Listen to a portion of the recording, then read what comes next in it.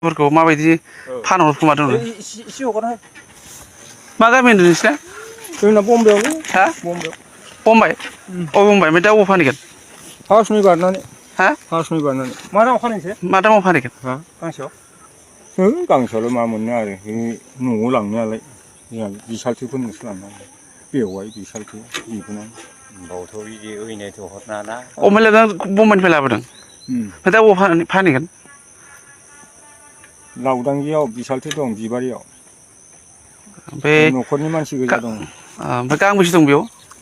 10खानल'सो ओरैनोथ' लावदांगियाव न'खरनि मानसिनि थाखाय हराखैना बे बुस्थुखौ बे जोंनि जिंगाब एरियानि थाखायसो हरदों मैया एथ' रोगाबाय नोंसोर ओमफ्राय मानोथो एथे खालामाखै नोंहा जों नुवाखैबा दिनैसो नुदों नोंखौ बेनो भुला मा नाम नोंना आंनिया मधु होनना बुङो मधु ओइ माबाया मिथिगौ फरदिबा मधु बसुमतारी औवारि ओमफ्राय दा अबाव लांगोन आइया खनबेसे खोन्थाबा नंगौ दे अबाव लांगोन दा खोन्था बिबारियाव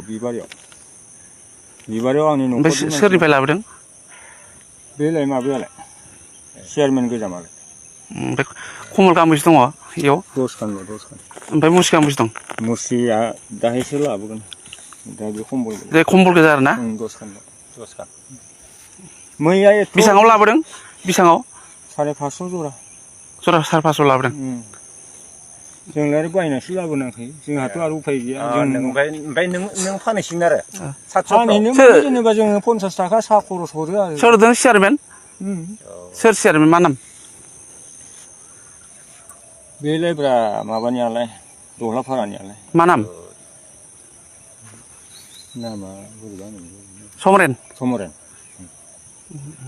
बे फानहरदों आरो ना बोजोंनि लानानै थांदों मैया गगा सेन्टारनि सिन्थायनो फानहरदों आरो ना फानहरदों मालाय सासे मानसियानो 20 खान 30 खान 15 खान बिदि लाना फैदों सासे मानसियानो 20 खान 30 खान 15 खान बिदि फानहरदों आरो ना आंथ' आरो न'नि मानसिनो दे